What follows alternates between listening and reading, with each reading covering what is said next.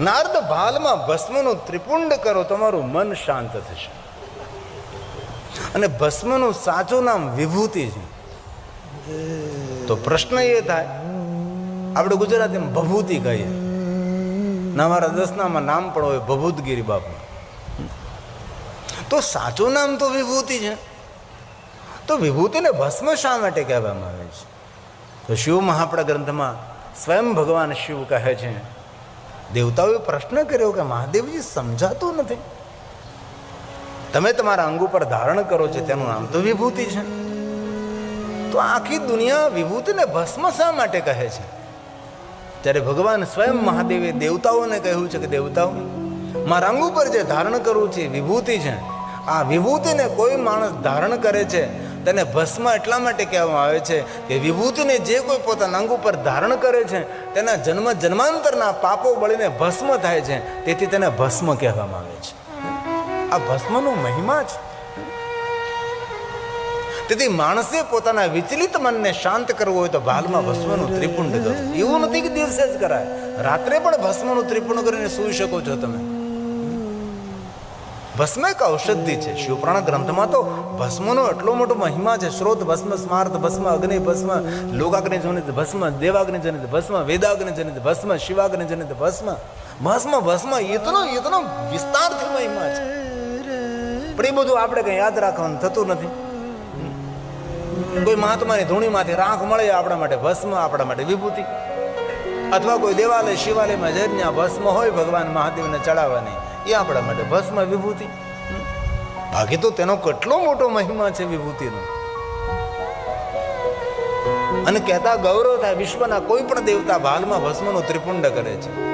ભગવાન રામ ભાલમાં ભસ્મનું ત્રિપુંડ કરે, ભગવાન દ્વારકાધીશ કૃષ્ણજી ભાલમાં ભસ્મનું ત્રિપુંડ કરે છે.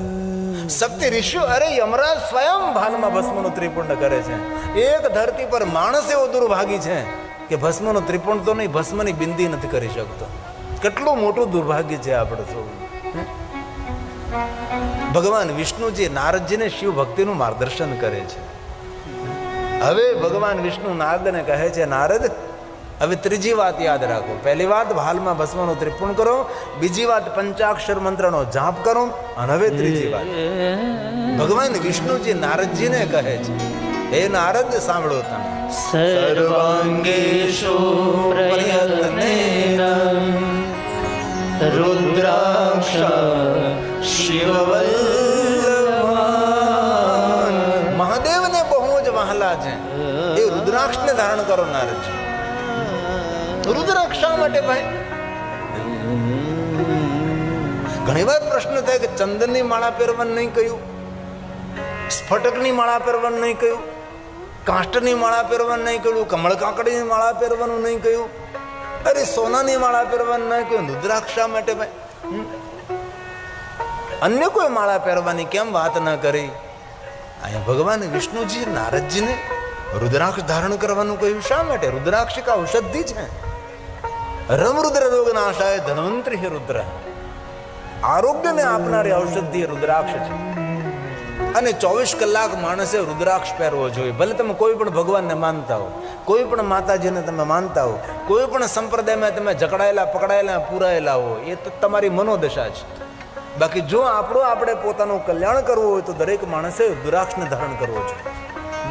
એવું નથી કહ્યું કે પુરુષો જ રુદ્રાક્ષ પહેરી શકે, એવું નથી કહ્યું કે સાધુ સંતો વૈરાગી ત્યાગી રુદ્રાક્ષ પહેરી શકે. એક સમય વહેમ હતો કે ભાઈ સંસારીઓ રુદ્રાક્ષ ના પહેરી શકે, સંસારીઓ માટે રુદ્રાક્ષ નહીં. ખોટો પ્રચાર હતો. બ્રાહ્મણ, ક્ષત્રિય, વૈશ્ય, શુદ્ર, પ્રતિલોમજ, અરે જાતિથી ભ્રષ્ટ થયેલો મારે કોઈ જાતિમાં નથી, એવો અજાતિ કોઈ પણ વ્યક્તિ રુદ્રાક્ષને ધારણ કરી શકે છે અને 24 કલાક પહેરી શકાય છે. પવિત્ર અવસ્થામાં પણ રુદ્રાક્ષ પહેરી શકાય ને અપવિત્ર અવસ્થામાં પણ રુદ્રાક્ષ પહેરી શકાય છે. રુદ્રાક્ષ પવિત્રતાનું દાન કરે છે. તેથી માણસે પોતાનું સર્વ મંગલ કરવું હોય તો રુદ્રાક્ષ પહેરવો જોઈએ. અને એવું પણ શિવપુરાણમાં કહ્યું છે કે રુદ્રાક્ષ પહેર્યા વગર શિવની પૂજામાં ન બેસવું. ભાલમાં ભસ્મના ત્રિપુંડ વગેરે ભગવાન મહાદેવની પૂજાનો પ્રારંભ ન કરવો. અને ભગવાન શિવની પૂજા કરતા પહેલા પંચાક્ષર મંત્રનો જાપ કરો. સાચો ને શ્રેષ્ઠ વિદ્વાન બ્રાહ્મણોએ મહાદેવની પૂજા કરાવતા પહેલા જજમાનને એમ કહે 11 વખત મનમાં ઓમ નમઃ શિવાય બોલી જાઓ, ત્યારબાદ મહાદેવની પૂજાનો પ્રારંભ કરો. ભગવાન વિષ્ણુજીએ નારદજીને રુદ્રાક્ષ પહેરવાનું કહ્યું. શિવપુરાણ ગ્રંથમાં રુદ્રાક્ષનો બહુ મોટો વિસ્તાર છે. 1 મુખથી 14 મુખ સુધીનું વર્ણન છે. દેવી પુરાણમાં 1 મુખથી 21 મુખો સુધીનું વર્ણન છે. કોને કેવો રુદ્રાક્ષ પહેરવો જોઈએ તેનું પણ એક વર્ણન છે. પણ કોઈ પણ રુદ્રાક્ષ કોઈ પણ માણસ પહેરી શકે છે. તેથી માણસે જો પોતાનું સર્વમંગલ કરવું હોય, કલ્યાણ કરવું હોય તો રુદ્રાક્ષ પહેરવો જોઈએ.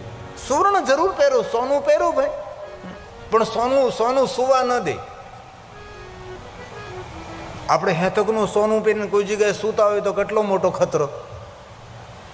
રાત્રે આપણા જ ઘરે આટલું બધું સોનું પહેરીને સૂતા હોય તો પણ રાત્રે સરખી નીંદર ના આવે. સુવર્ણ પહેરીને માણસ સૂઈ ન શકે. આપણને પણ અનુભવ છે ને બહેનોનો તો ખાસ અનુભવ હોય. કોઈ લગ્ન પ્રસંગમાં આપણે ગયા હોય ને આપણે સોનાના એટલા બધા ઘરેણાં પહેર્યા હોય, એટલા બધા ઘરેણાં પહેર્યા હોય, અંગનું એક અંગ ખાલી ન હોય, શરીરનું એક અંગ ખાલી ન હોય, એટલા સોનાના આભૂષણો પહેર્યા હોય. પણ રાત્રે જ્યારે આપણે સુવાની તૈયારી કરીએ છીએ ત્યારે બધા સોનાના આભૂષણો ઉતારી નાખીએ છીએ. અને જ્યારે સોનાના આભૂષણો ઉતરે એટલે મનમાં થાય હાશ, ભાર હળવો થયો. આ દુનિયાનો કોઈ પણ માણસ સંપૂર્ણ સોનાના આભૂષણો પહેરીને સૂઈ ન શકે. અને જેને અનિંદ્રાનો રોગ હોય રુદ્રાક્ષ પહેરીને સૂઈ શકે છે. અનિંદ્રાનો રોગ હરનાર એ રુદ્રાક્ષ છે. મનની શાંતિ આપનારો રુદ્રાક્ષ છે. રુદ્રાક્ષ ઔષધિ છે અને ભગવાન મહાદેવની આપેલી શ્રેષ્ઠ ભેટ એ રુદ્રાક્ષ છે. સ્વયં ભગવાન શિવજીની કરુણાનું પ્રતીક એ રુદ્રાક્ષ છે. તેથી આ સભામાં જેને જેને રુદ્રાક્ષ પહેર્યો છે ધન્ય છે. પણ જે રુદ્રાક્ષ નથી પહેરતા એ ધીમેકથી ભગવાન મહાદેવને યાદ કરી, ધોરેશ્વર મહાદેવને યાદ કરીને રુદ્રાક્ષને પહેરી લે. અને તમારું કીડિયાનગર તો કેટલું ભાગશાળી છે. ગામના મધ્યમાં ધોરેશ્વર મહાદેવ બિરાજે છે અને ડુંગરા પર બેસીને માં રાજબા આપણા સૌની રખેવાળી કરે છે. કેટલું સુંદર આ પવિત્ર સ્થાન છે. ભલે અંતરિયાળ ગામડું છે, મને ખબર છે ધૂળ ઉડે છે, માટી ઉડે છે, નાકમાં જાય, શ્વાસ નથી લેવાતો, ગળામાં દુખવા મળે છે. પણ ઘણીવાર વિચાર થાય કે ભગવાન અમે તારી પૂજામાં તારા ઉપર અબીલ ને ગુલાલ વેરીએ ત્યારે તારી કેવી હાલત થતી છે. એવી હાલત જ્યારે અમારી થાય છે, ધૂળ ઉડે છે. और कथा एक साधना, कथा एक उपासना છે. તેથી ભાઈઓ બહેનો સૌને પ્રાર્થના, રુદ્રાક્ષ પહેરજો. રુદ્રાક્ષ પહેરવાથી કોઈ અહિત નથી થતો. રુદ્રાક્ષ પહેરવાથી કોઈ, ઘણા માણસો એમ કે ભાઈ જ્યારે અમુક અવસ્થામાં રુદ્રાક્ષનો ત્યાગ કરવો જોઈએ, એવું કંઈ છે જ નહીં. 24 કલાક રુદ્રાક્ષ પહેરી શકાય છે.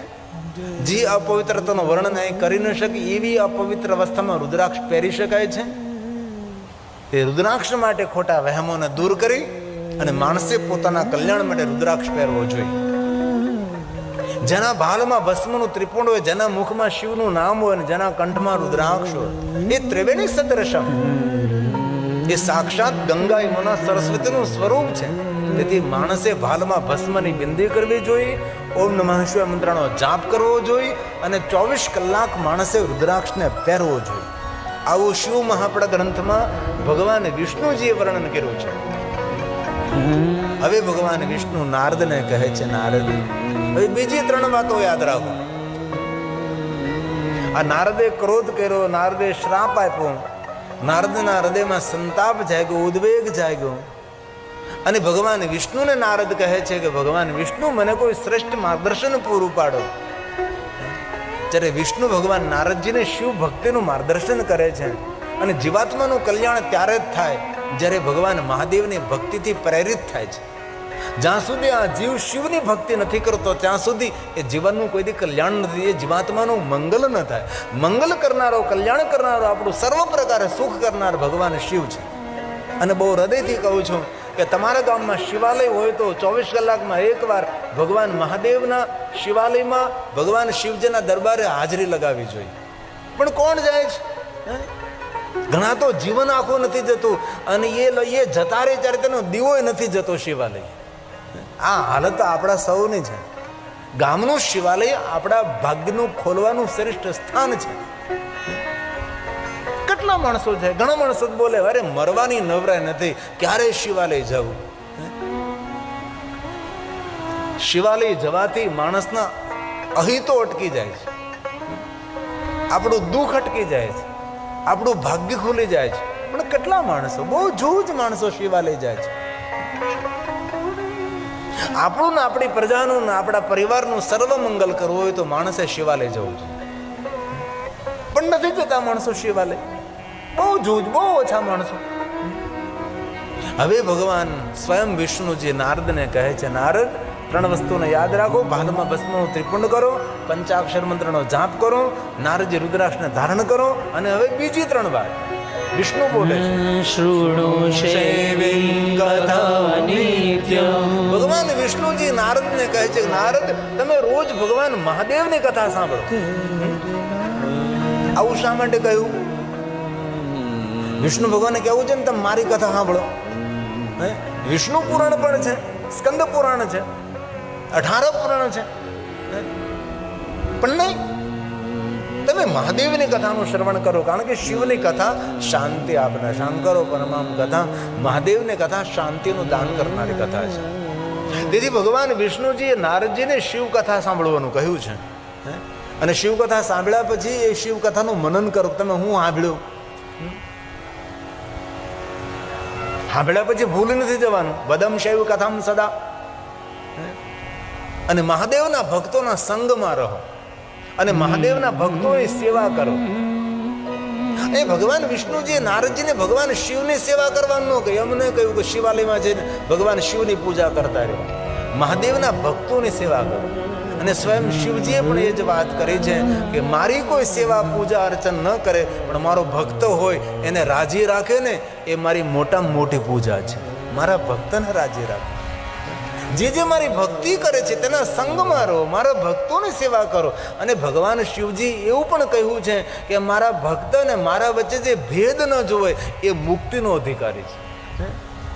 ભગવાન શિવ અને શિવ ભક્તમાં કોઈ ભેદ ન જોવે એ મુક્તિનો અધિકાર છે. આવું ભગવાનમાં આ બધા શ્લોકો મારી પાસે છે, પણ શ્લોકો બધા હું ગાતો નથી તમારી સામે, કારણ કે સંસ્કૃત સમજીને શ્લોકો ગાવા મારો સમય જાય. બાકી તો હું ગાતો જ રહું છું, ગાતો રહું છું. અને કથાને ગાયંત યો અહર્નિશમ, જે દિવસ અને રાત્રે શિવ મહાપ્રભુનું ગાયન કરે, કથાને ગાવામાં આવે છે. ગાયેલું પૂરું સમજાય નહીં, તેથી તેનું વક્તવ્ય આપવામાં આવે છે, પ્રવચન કરવામાં આવે છે. તે ભગવાન વિષ્ણુજીએ નારદજીને શિવ કથા સાંભળવાનું કહ્યું છે. અને શિવ કથા સાંભળ્યા બાદ શિવ કથાનું મનન કરું, કથાને યાદ રાખવાનો પ્રયાસ કરો અને મહાદેવના ભક્તોના સંગમાં રહેવું.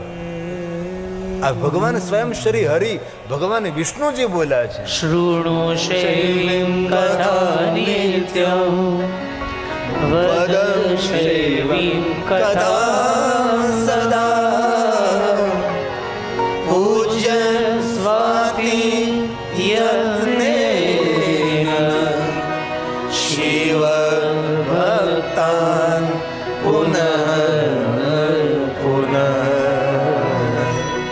શિવ ભક્તાન પુનઃ. મહાદેવના ભક્તોના સંગમાં રહો અને વારંવાર મહાદેવના ભક્તોના સંગમાં રહી અને શિવ ભક્તોની સેવા કરો. આવું ભગવાન શ્રી હરિ વિષ્ણુજીએ નારદને કહ્યું છે.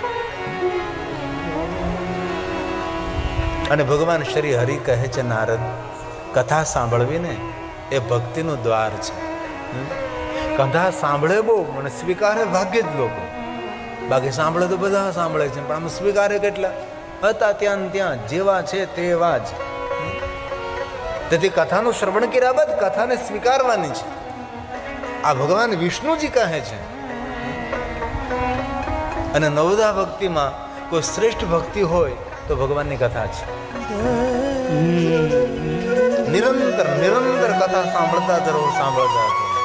ભગવાન મહાદેવે દેવતાઓને કહ્યું કે દીર્ઘકાલ તક કથાનું શ્રવણ કરવાથી, દીર્ઘકાલ મતલબ બહુ જન્મો સુધી ભગવાનની કથાનું શ્રવણ કરવા માત્રથી, દીર્ઘકાલ સુધી કથાનું શ્રવણ કરવાથી ભક્તિ અંકુરિત થાય છે.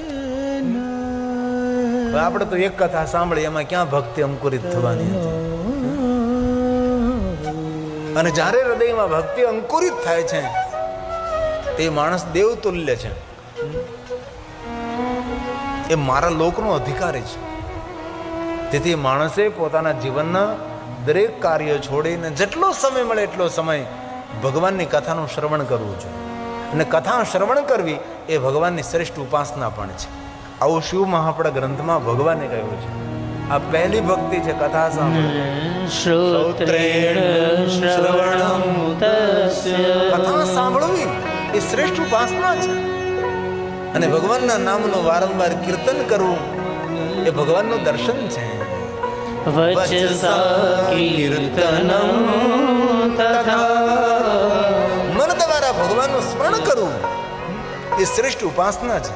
મનસા મનનં તસ્ય મહાસાધન મુચ્યતે મહાસાધન મુચ્યતે. આ સાધન નથી, આ તો મહાસાધન છે. નારદજી કહે છે, ભગવાન વિષ્ણુજી, મને મહાદેવની કથા કોણ સંભળાવે? હું કોની પાસે કથાનું શ્રવણ કરવા જાઉં? જ્યારે ભગવાન વિષ્ણુજી નારદને કહે છે, નારદ, મહાદેવની કથા સાંભળવા માટે તમે બ્રહ્મલોકમાં જાઓ અને તમારા પિતા બ્રહ્માજીને કહો, અને બ્રહ્માજી તમને મહાદેવની કથા સંભળાવશે અને તમને સંતાપમાંથી મુક્તિ મળશે અને શાંતિની અનુભૂતિ થશે અને એટલું પુણ્ય તમને પ્રાપ્ત થશે કે એ પુણ્યનો કદી ક્ષય નહીં થાય. ભગવાન વિષ્ણુજી નારદને કહે છે, નારદ, અનેક સત્કર્મો કરવાથી પુણ્ય મળે છે, પણ કોઈ કાલક્રમે એ પુણ્યનો ક્ષય થાય, પુણ્યનો નાશ થાય છે. પણ મહાદેવની કથાનું શ્રવણ કર્યા બાદ જે પુણ્ય મળે છે એ પુણ્યનો નાશ થતો નથી, એ પુણ્યનો ક્ષય નથી થતો. તેથી નારદજી, મહાદેવની કથા સાંભળો. તમે બ્રહ્મલોકમાં જાઓ. અને નારદજી બ્રહ્મલોકમાં આવે છે, પિતા બ્રહ્માજીને પ્રણામ કરે છે, સાષ્ટાંગ પ્રણામ કરે છે, દંડવત પ્રણામ કરે છે. નારદજી પિતા બ્રહ્માજીની સુંદર પરિક્રમા કરે છે અને પરિક્રમા કરીને ફરી પાછા પ્રણામ કરે, ફરી પાછા સાષ્ટાંગ પ્રણામ કરે અને ફરી પાછા દંડવત પ્રણામ કરે છે. આને કહેવાય શિષ્ટાચાર. આપણા વડીલો સાથે આપણો વ્યવહાર કેવો હોવો જોઈએ એ તો આપણને ખબર છે ને. આપણે વડીલો સાથે કેવો વ્યવહાર કરીએ છીએ. નારદજી આપણને સંદેશ આપે છે કે આપણા પિતા સાથે વ્યવહાર કેવો હોવો જોઈએ, આપણા દાદા સાથે વ્યવહાર આપણો કેવો હોવો જોઈએ. પ્રણામ તો કરીએ આપણે, ક્યારેક વળે સાષ્ટાંગ પ્રણામ કરતા હોય દાદાને પિતાજીને, પણ દંડવત પ્રણામ બાપાને કરનારો ભાગ્ય જ કોઈ હોય છે. સમજો ભાઈ, દંડવત પ્રણામ કરનારો પણ કોઈ માણસ હોઈ શકે, પણ પિતાજીની પરિક્રમા કરનારો માણસ તો કોઈ ભાગ્ય જ હોય છે. પૂછો પોતાની જાતને કે બાપાને પરિક્રમા કરી જ કોઈ દિવસ? અહીં પૂછો તો ગિરનાર પર્વતને પરિક્રમા કરી, તો કે હા, દર વર્ષે જાઉં છું ગિરનાર પર્વતને પરિક્રમા કરવા માટે. વૈષ્ણવનો પૂછો, ગોવર્ધન પરિક્રમા, અરે દર વર્ષે ગોવર્ધન પરિક્રમા હોય.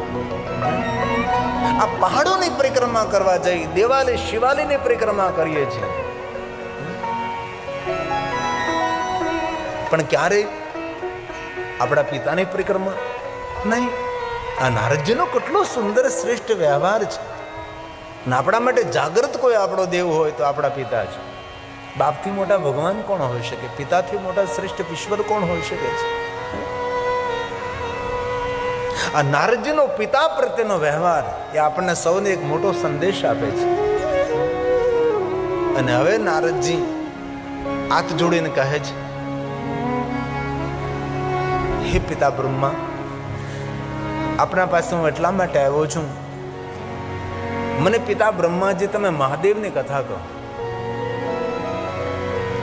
આવું નારદજી બોલે છે. બ્રહ્મા પોતાના આસનેથી ઊભા થાય છે અને નારદજી ઊભા થઈ નારદને પ્રણામ કરે છે. પોતાના પુત્ર નારદને પ્રણામ કરવા લાગે છે, પગે લાગવા લાગે છે. જ્યારે નારદના મનમાં સંશય થયો છે કે હે પિતા બ્રહ્મા, હું તમારો પુત્ર છું, પુત્ર પિતાને પ્રણામ કરે તે ધર્મ છે. હવે પિતા તમે પુત્રને પ્રણામ કરો, આવું શા માટે મારી સાથે વ્યવહાર કરો છો? બાપ જ્યારે દીકરાને સન્માન આપવા લાગે છે, દીકરાનું અપમાન છે. સદગુરુ શિષ્યને માન આપવા લાગે, એ શિષ્ય માટે અપમાનજનક છે. પિતાજી, આવો વ્યવહાર મારી સાથે શા માટે? ત્યારે બ્રહ્માજી બહુ સરસ બોલ્યા છે. બ્રહ્મા એમ કહે છે કે નારદ, મને જાણ છે, હું જાણું છું તમે મારા પુત્ર છો, હું તમારો પિતા છું. પુત્ર પિતાને પ્રણામ કરે એ ધર્મ છે, પણ પિતા સ્વયં પુત્રને પ્રણામ કરે, આવો વ્યવહાર મારે તમારી સાથે નહીં કરવો જોઈએ. તો નારદ કહે છે, હે પિતા બ્રહ્માજી, શા માટે મારી સાથે આવો વ્યવહાર કરો છો કે આપ મને શા માટે વારંવાર પ્રણામ કરો છો? ત્યારે સ્વયં બ્રહ્માજી કહે છે, નારદજી, આપ તો સંત છો, સાધુ છો, ભગવાનના ભક્ત છો, હું તેથી તમને પ્રણામ નથી કરતો. હું જાણું છું તમે મારા પુત્ર છો. પણ સાંભળો નારદજી, આપ તો સંત છો, પણ સાંભળો નારદ, આ દુનિયામાં કોઈ પાપીમાં પાપી માણસ હોય, બ્રહ્મા બોલે છે, જેને આ દુનિયાનું એક પણ પાપ નથી છોડ્યું, એવો પાપી માણસ પોતાના મુખમાં તે શબ્દો બોલે કે મારે મહાદેવની કથાનું શ્રવણ કરવું છે. હે નારદ, એ સમયે પાપી માણસ પણ પ્રણામ કરવાને યોગ્ય બને છે, એ પાપી માણસ પણ પગે લાગવાને પાત્ર બને છે. એટલું બોલવા માત્રથી મારે મહાદેવની કથા સાંભળવી છે, શંકર ભગવાનની કથા સાંભળવાનો સંકલ્પ કરવા માત્રથી મનુષ્ય પ્રણામ કરવાને પાત્ર બને છે, વંદન કરવાને પાત્ર બને છે. તો એટલું તો સમજી શકીએ આપણે કે કોઈ મનુષ્ય તેટલું બોલે કે મારે મહાદેવની કથા સાંભળવી છે, કથા શ્રવણ કરવાનો સંકલ્પ કરવા માત્રથી માણસ જો પ્રણમ્ય બનતો હોય, તો જે માણસ મહાદેવની કથાનું સંપૂર્ણ શ્રવણ કરે છે, એ માણસના પુણ્યનો મહિમા કોણ ગાઈ શકે છે? એ માણસના પુણ્યનો કોણ વિસ્તાર કરી શકે છે? કભી નહીં. બ્રહ્મા નારદને કહે છે, નારદ બિરાજો, હું તમને મહાદેવની કથા કહું. હવે બ્રહ્માજી બ્રહ્મલોકની અંદર નારદની સામે શંકર ભગવાનની કથાનો પ્રારંભ કરે છે. સૂત પુરાણાજી પ્રયાગ તીર્થમાં કથા કહે છે, અને બ્રહ્મલોકમાં સ્વયં બ્રહ્માજી નારદજીની આગળ ભગવાન શંકરજીની કથાનો પ્રારંભ કરે છે. હવે કથાના કપાટ ખોલે છે, કથાના દ્વાર ખોલે છે, ધીરે ધીરે કથામાં પ્રવેશ થાય છે. બ્રહ્મા કહે છે, હે નારદ, જે કોઈ મહાદેવની કથાનું શ્રવણ કરે છે, હે નારદે પ્રણમ્ય છે, એ વંદન કરવાને યોગ્ય છે, વંદન કરવાને પાત્ર છે. હે નારદ, જે કોઈ મનુષ્ય ભગવાન મહાદેવની કથા સાંભળે છે, એ દર્શનીય છે, એ તીર્થનું સ્વરૂપ છે. અને જે મહાદેવની કથા સાંભળે છે નારદ, તેના પુણ્યનો ક્ષય નથી થતો, તેના પુણ્યનો ઉદય થાય, તેનો ભાગ્યનો ઉદય થાય છે. એ ભગવાન શિવની કથા છે.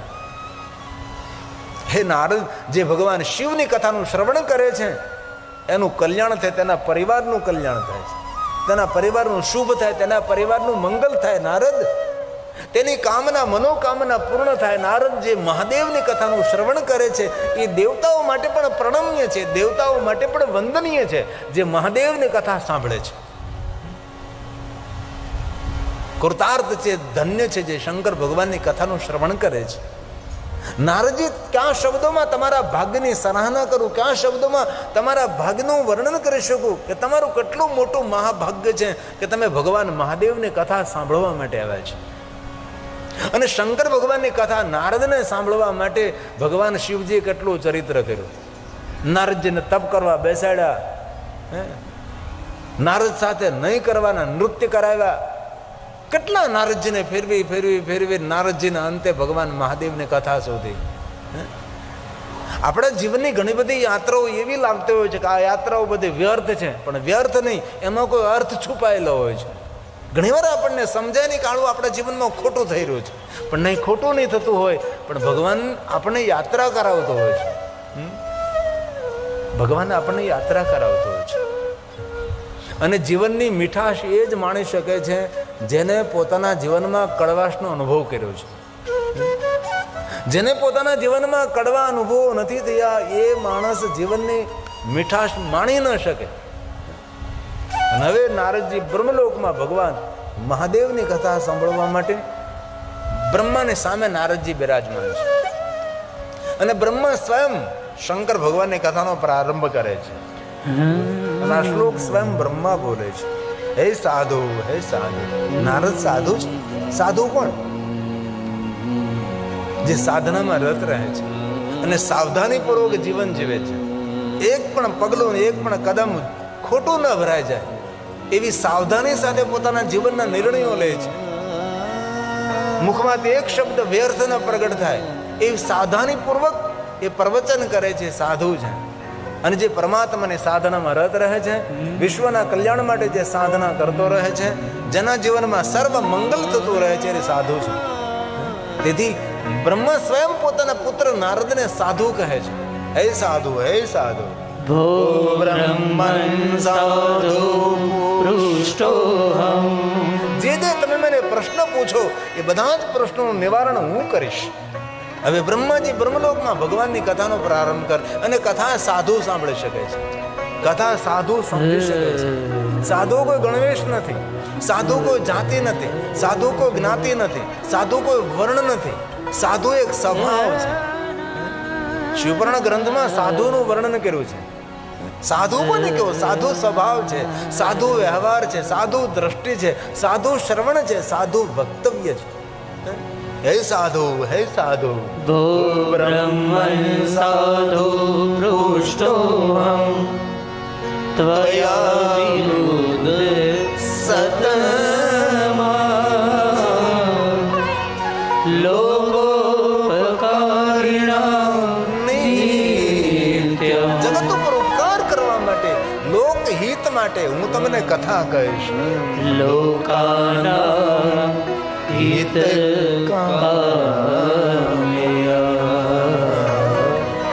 લોકાના હિતકામ્યા. જગતની હિત માટે, લોકહિત માટે હું આપને મહાદેવની કથા કહીશ. કથા કોના માટે? કથા જગત હિત માટે, કથા લોકહિત માટે જ. કથા સાંભળતા કોઈનું કલ્યાણ થાય, કથા સાંભળતા કોઈનું શુભ થાય, કથા સાંભળતા કોઈનું મંગલ થાય, એટલા માટે કથા છે.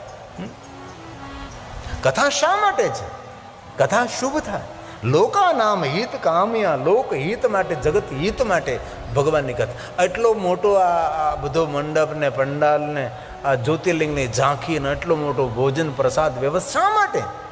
કોઈ કથા સાંભળે, કોઈ કથાનું શ્રવણ કરે, એટલા માટે આ બધી યોજના છે.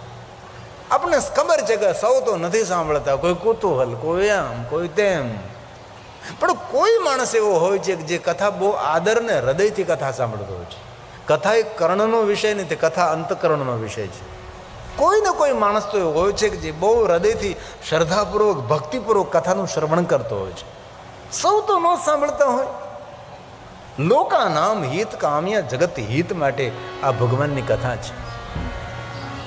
હવે બ્રહ્માજી બ્રહ્મલોકમાં મહાદેવની કથાનો પ્રારંભ કરે છે. પણ બ્રહ્મા સ્વયં કહે છે કે હે નારદ, મહાદેવની કથા આપના સમક્ષ હું પ્રારંભ કરું એ પહેલા ભગવાન શિવજીની સ્તુતિ કરું. બ્રહ્માજી શિવ કથાના પ્રારંભ મહાદેવની સ્તુતિ કરે છે.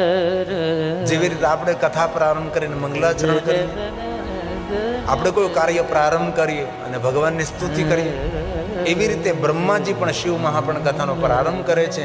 એ પહેલા સ્વયં બ્રહ્માજી ભગવાન શિવજીની સ્તુતિ કરે છે.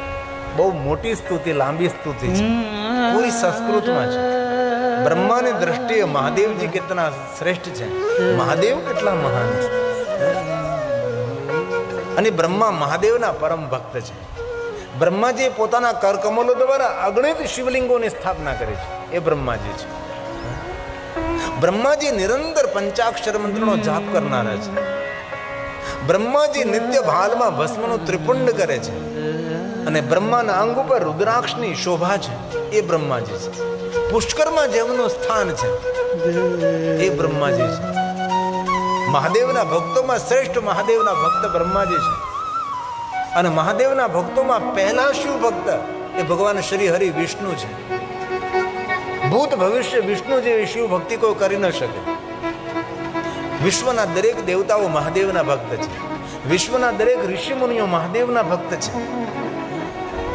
સ્વયં ઇન્દ્ર ભગવાન મહાદેવના ભક્ત છે. શિવ ભક્તોમાં શ્રેષ્ઠ કુબેરજી છે. और સર્વમાં મહાદેવના પરમ ભક્ત સ્વયં યમરાજ છે. યમરાજે પોતાના કરકમલો દ્વારા અગણિત લિંગોની સ્થાપના કરી છે. યમરાજા નિરંતર શિવ ભક્તિમાં રત રહેનારા છે. શિવ મહાપડા ગ્રંથમાં યમરાજાની શિવ ભક્તિનું વર્ણન છે. યમરાજા મહાદેવની ભક્તિ કઈ રીતે કરે છે અને યમરાજા મહાદેવના ભક્તો માટે શું કહે છે. યમરાજાનું એકદમ કડક વલણ, કઠોર વર્તન એ શિવ મહાપડા ગ્રંથમાં છે. પોતાના દૂતોની સામે વક્તવ્ય આપે છે. જે કોઈ ભસ્મનું ત્રિપુણ કર્યા વગર ભોજન કરે તેને મારી પાસે નહીં લાવો, તેને નરકમાં લઈ જાઓ. આવું આવું યમરાજે કહ્યું છે. જે રુદ્રાક્ષને ધારણ કર્યા વગર ભોજન કરી લે છે એને પણ નરકમાં લઈ જાઓ. યમરાજે તો એવું પણ કહ્યું કે સોમવારને દિવસે અન્નનું ગ્રહણ કરે છે, અન્ન ખાય છે, એને પણ લઈ જાઓ. જે કોઈ દિવસ શિવાલય જવા માટે જેના પગ નથી ઉપડતા એને પણ નરકમાં લઈ જાઓ. આવું યમરાજે લિસ્ટ આપ્યું પોતાના દૂતોને. આટલા લોકોને મારી પાસે નહીં લાવો, એ બધાને સીધા નાખી દો. આવું શિવ મહાપડા ગ્રંથમાં શ્લોકાત્મક યમરાજાની શિવ ભક્તિનું વર્ણન છે. અને આપણે તો આપણા જીવનમાં રામ મળે કે ન મળે ખબર નથી, કૃષ્ણ મળે કે ન મળે ખબર નથી, બ્રહ્માજી મળે નહીં મળે ખબર નથી, વિષ્ણુ ભગવાન મળે કે ન મળે ખબર નથી, શંકરજી મળે ખબર નહીં. પણ જીવનની યાત્રામાં યમરાજ તો મળવાના જ છે. તેથી યમરાજાને પ્રસન્ન કરવા માટે યમરાજાએ સ્વયં કહ્યું છે કે જે કોઈ મહાદેવની ભક્તિ કરે છે એ મારા માટે દંડને પાત્ર નથી, દંડવત કરવાને પાત્ર છે. આ યમરાજાએ કહ્યું છે. આ બધું શ્લોકાત્મક હું તમને સંભળાવી શકું છું. કારણ કે શિવપુરાણ ગ્રંથમાંથી એક શ્લોકને મેં ખોજ કરી છે, નિરંતર સંશોધન કર્યું છે કે આ વસ્તુ ક્યાં છે, કઈ જગ્યાએ છે. યમરાજાએ કેટલા સુંદર વચનો કયા મહાદેવના ભક્તો માટે. મહાદેવના ભક્તો મારા માટે દંડ કરવાને પાત્ર નથી, દંડવત કરવાને પાત્ર છે. એ મહાદેવના ભક્તોની મહિમા છે, એ શંકર ભગવાનના ભક્તોની મહિમા છે.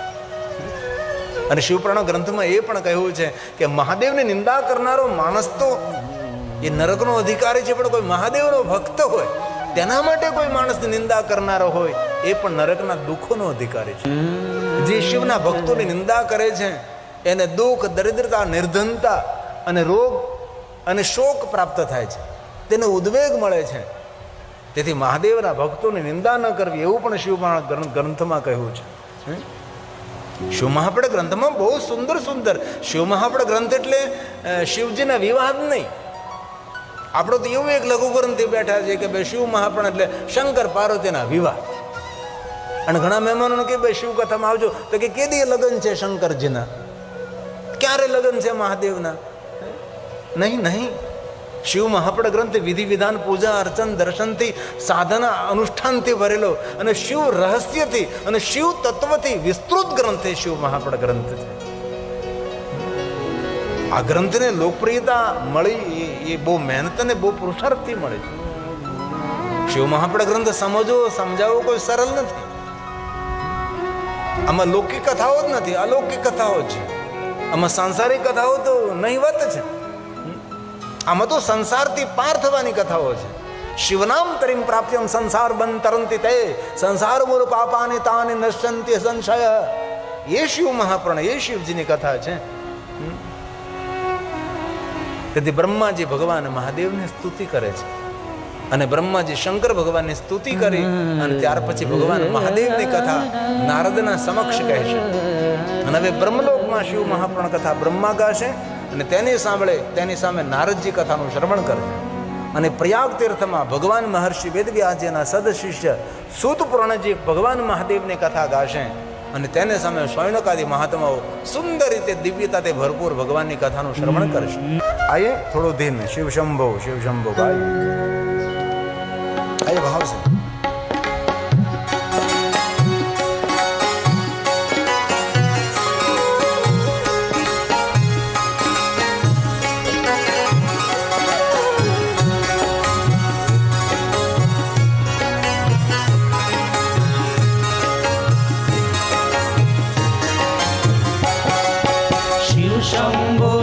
शंभो गाइए रे सब भक्तों के नाथ नित गाइए रे. शिव शंभो गाइए रे सब भक्तों के नाथ नित गाइए रे. भक्तों के नाथ नित गाइए रे देव देवादि